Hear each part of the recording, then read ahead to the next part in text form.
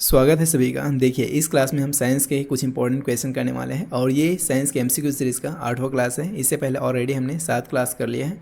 अगर आपने अभी तक उन सभी क्लासेस को नहीं देखा है तो यहाँ पे आई बटन में उन सभी क्लासेस का प्लेलिस्ट का लिंक आपको मिल जाएगा। इस क्लास को देखने के बाद उन सभी क्लासेस को एक बार जरूर देखिएगा। चलिए इस वीडियो को शुरू करते हैं। पहला क्वेश्चन आपके सामने है, विक्रम साराभाई स्पेस सेंटर कहाँ स्थित है? विक्रम साराभाई स्पेस सेंटर कहाँ स्थित है, ये आपसे पूछा गया है। तो इसे आप याद रखेंगे, ये कहाँ है? तो तिरुवनंतपुरम। लखनऊ नहीं होगा, अहमदाबाद नहीं होगा, बेंगलोर भी नहीं होगा। विक्रम साराभाई स्पेस सेंटर कहाँ स्थित है? तो तिरुवनंतपुरम। इंपॉर्टेंट क्वेश्चन है, याद रखेंगे। ऑप्शन ए करेक्ट हो जाएगा।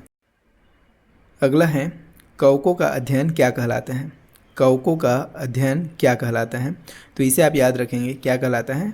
Mycology. Option A he correct हो जाएगा। एंटेमोलॉजी, जेनेटिक्स, नेफ्रोलॉजी ये सब नहीं होगा। उसके बाद अगला है, सिक्कों का अध्ययन क्या कहलाता है? तो इसे आप याद रखेंगे, सिक्कों का अध्ययन क्या कहलाता है?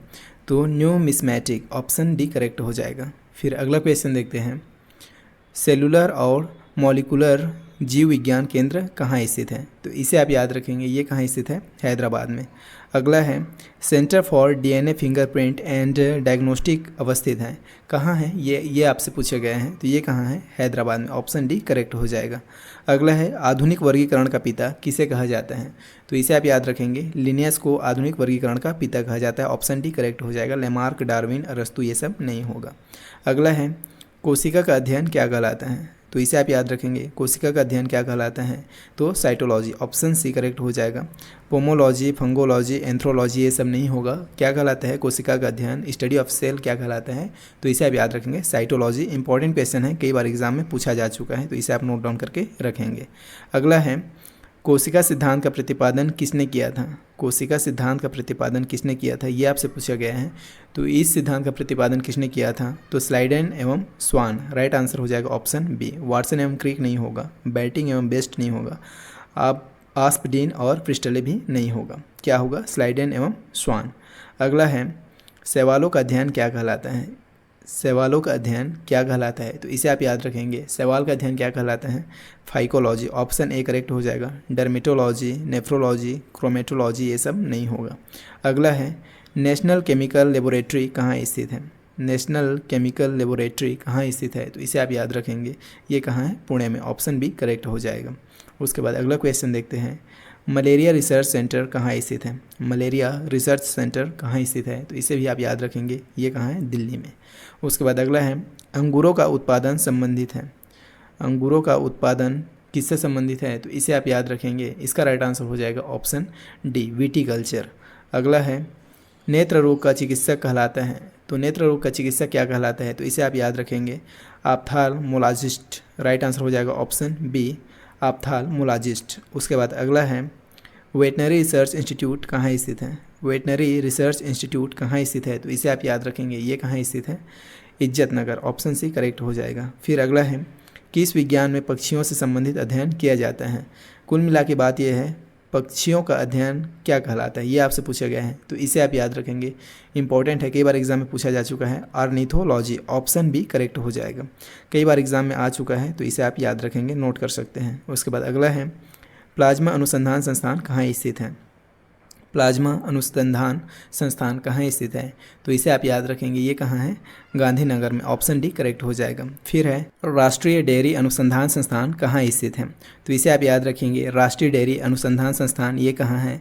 तो ये है करनाल में। ऑप्शन ए करेक्ट हो जाएगा। कोयम्बटूर, कानपुर, जमशेदपुर ये सब नहीं होगा। फिर अगला है, वायरस का अध्ययन क्या कहलाता है? तो वायरस का अध्ययन क्या कहलाता है? इसे आप याद रखेंगे, ये क्या कहलाता है? वायरोलॉजी। ऑप्शन ए करेक्ट हो जाएगा। कोस्मोलॉजी, इथोलॉजी, मेटालर्जी ये सब नहीं होगा। उसके बाद अगला है, भाभा परमाणु अनुसंधान केंद्र BARC कहाँ है? ये आपसे पूछा गया है, तो इसे आप याद रखेंगे। अगेन मोस्ट इंपॉर्टेंट क्वेश्चन, ये कहाँ है? ट्राम्बे में। राइट आंसर क्या हो जाएगा? Option A. कलपक्कम, देहरादून, नागपुर ये सब नहीं होगा। ऑप्शन ए करेक्ट हो जाएगा। अगला है, नेशनल ब्रेन रिसर्च सेंटर है, कहाँ है? नेशनल ब्रेन रिसर्च सेंटर ये कहाँ है? तो इसे आप याद रखेंगे। अगेन इंपॉर्टेंट क्वेश्चन, गुड़गांव में। ऑप्शन बी करेक्ट हो जाएगा। अगला है, जीवों में पाए जाने वाले रोगों का अध्ययन कहलाता है। तो जीवों में पाए जाने वाले रोगों का अध्ययन क्या कहलाता है? ये क्या कहलाता है? पैथोलॉजी। ऑप्शन ए करेक्ट हो जाएगा। अगला है, कीटों से संबंधित विज्ञान की शाखा कहलाती है। तो कीटों से संबंधित विज्ञान की शाखा क्या कहलाती है? एंटोमोलॉजी। राइट आंसर क्या हो जाएगा? Option A. B C D ये सब कट जाएंगे। फिर अगला है जीव विज्ञान शब्द का प्रयोग सर्वप्रथम किसने किया था? तो जीव विज्ञान इस शब्द का प्रयोग सर्वप्रथम किसने किया था? तो इसे आप याद रखेंगे, अगेन इंपॉर्टेंट क्वेश्चन है। किसने किया था? लैमार्क एवं ट्रेविरेनस ने। राइट आंसर क्या हो जाएगा? Option B. उसके बाद अगला है चिकित्सा शास्त्र का जनक किसे कहा जाता है? चिकित्सा शास्त्र का जनक किसे कहा जाता है? तो याद रखेंगे हिप्पोक्रेटस। कई बार ये क्वेश्चन एग्जाम में पूछा जा चुका है, मोस्ट इंपॉर्टेंट क्वेश्चन है, याद रखेंगे। अगला है ट्यूबरकुलोसिस रिसर्च सेंटर कहाँ अवस्थित है? ट्यूबरकुलोसिस रिसर्च सेंटर कहाँ है, ये आपसे पूछा गया है, तो इसे आप याद रखेंगे चेन्नई में। उसके बाद अगला है centre for advance technology CAT कहाँ स्थित है? तो इसे भी आप याद रखेंगे, ये कहाँ है? इंदौर में। उसके बाद अगला है मधुमक्खी पालन संबंधित है। तो मधुमक्खी पालन किससे संबंधित है? तो इसे आप याद रखेंगे, कई बार एग्जाम में पूछा जा चुका क्वेश्चन है। किससे? एपीकल्चर से। राइट आंसर हो जाएगा ऑप्शन बी। सेरीकल्चर, हर्टिकल्चर और एकोस्टिक्स ये सब नहीं होगा। क्या हो जाएगा? एपीकल्चर से संबंधित है मधुमक्खी पालन। उसके बाद अगला है भूकंपों का अध्ययन कहलाता है। तो भूकंपों का अध्ययन क्या कहलाता है? इसे आप याद रखेंगे, अगेन इंपॉर्टेंट क्वेश्चन है। सिज्मोलॉजी।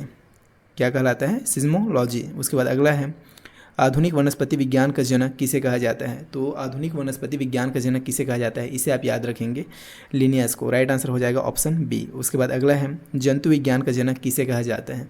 तो अगेन मोस्ट इंपॉर्टेंट क्वेश्चन, जंतु विज्ञान का जनक किसे कहा जाता है? तो अरस्तु को। राइट आंसर क्या हो जाएगा? ऑप्शन ए ही करेक्ट हो जाएगा। थियोफ्रेटस, माइकेली, एनग्रीव ये सब नहीं होगा। जंतु विज्ञान का जनक किसे कहा जाता है? तो आप याद रखेंगे अरस्तु को। उसके बाद अगला है ट्रेडमिल टेस्ट कौन सी चिकित्सा से संबंधित है? ट्रेडमिल टेस्ट कौन सी चिकित्सा से संबंधित है? तो इसे आप याद रखेंगे, ये कौन सी चिकित्सा से संबंधित है?